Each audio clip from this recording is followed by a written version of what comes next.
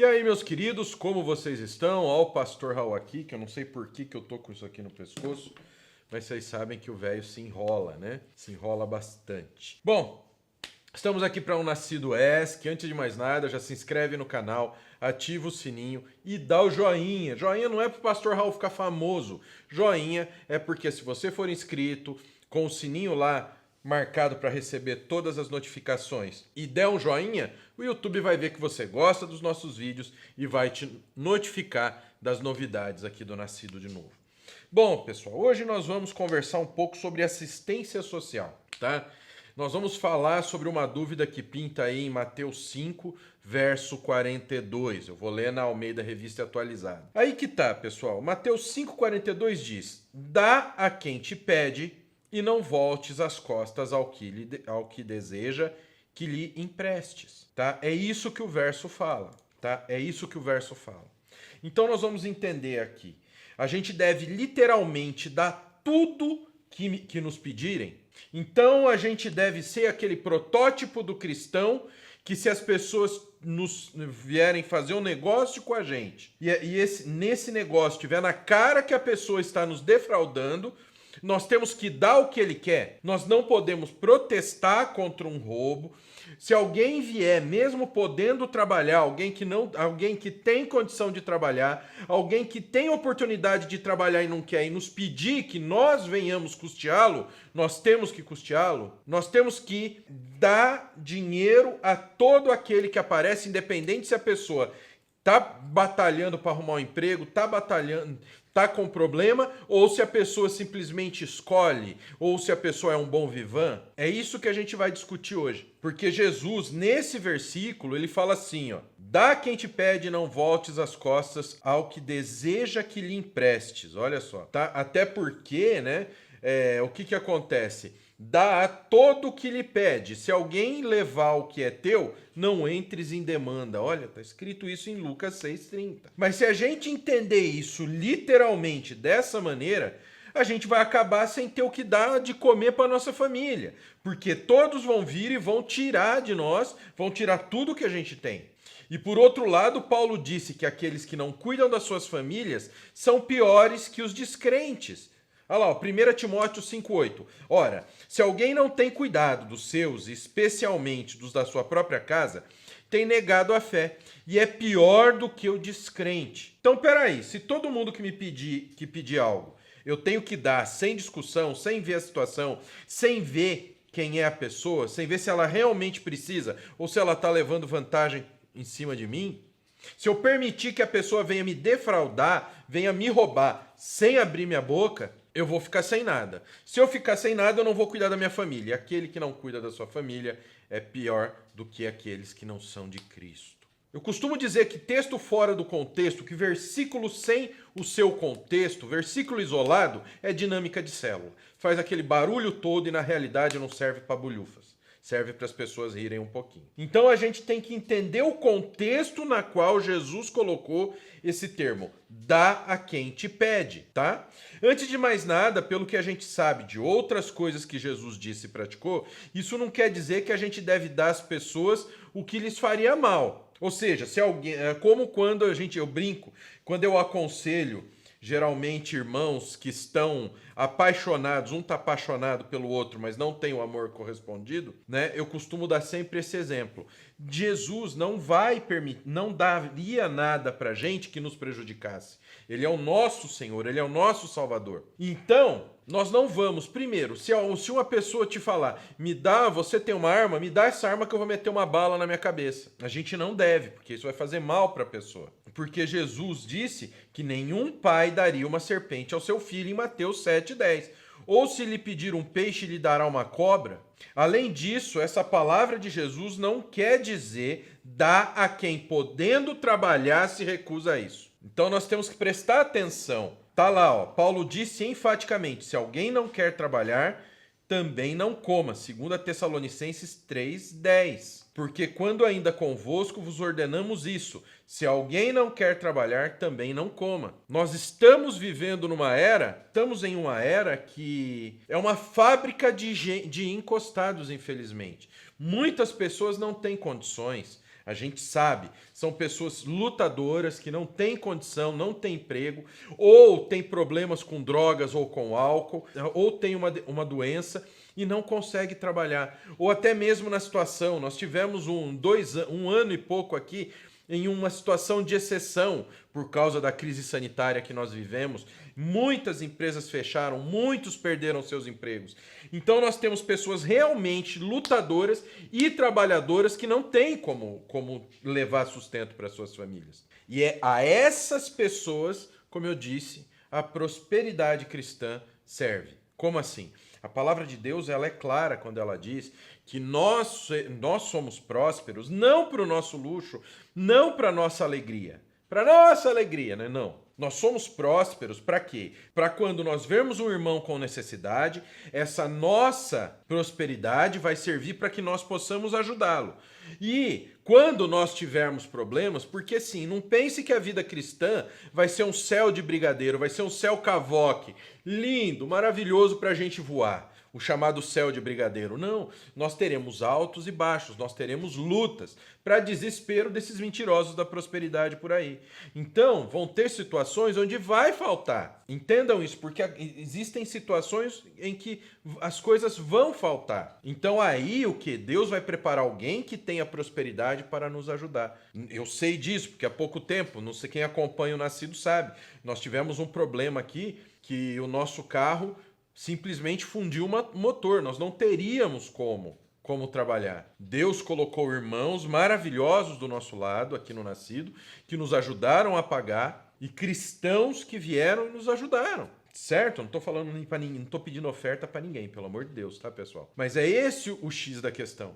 Quando alguém que não tem condições, mas você sabe que é um trabalhador, você sabe que não come, o cara que sabe que não come o pão da preguiça, essa pessoa deve ser ajudada. Agora, essas pessoas que colocam da seguinte maneira, que não tem condição, que não tem uma oportunidade, agora o mantra é o quê? Não tem oportunidade. O senhor, pastor, tem oportunidade. Então aí, eu tendo oportunidade, eu sou obrigado a custear quem não se esforça. De manhã, eu e minha esposa, a gente pega um carro, anda 2 horas para vir trabalhar. E a gente não tem hora para sair daqui, a gente chega em casa depois das 8.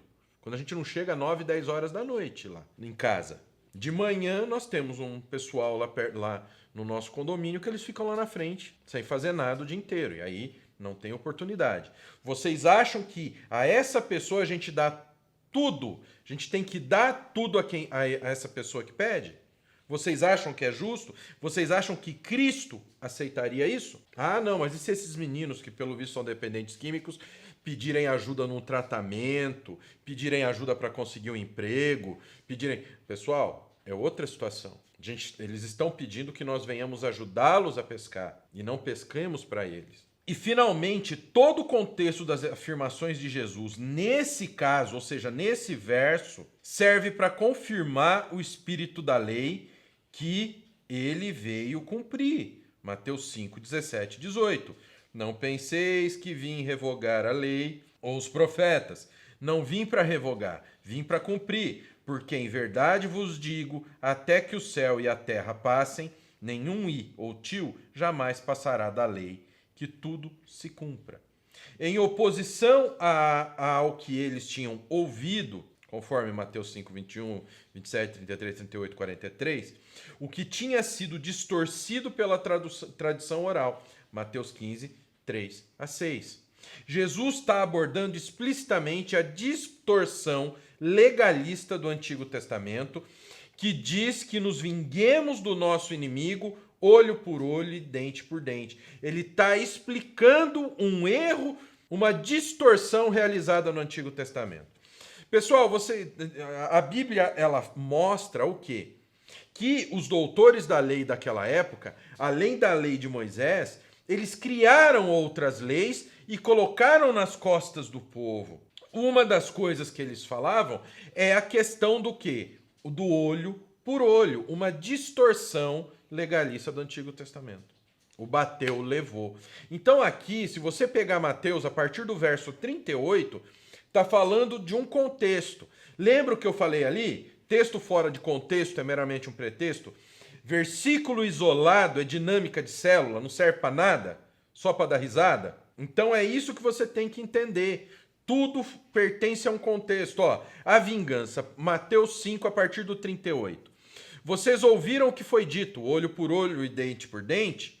Mas eu lhes digo, não resistam ao perverso. Se alguém o ferir na face direita, ofereça-lhe também a outra. Aqui também não é para você ser um carneirinho. Se o cara te sentar o couro, você fica quieto. Não, você deve se defender.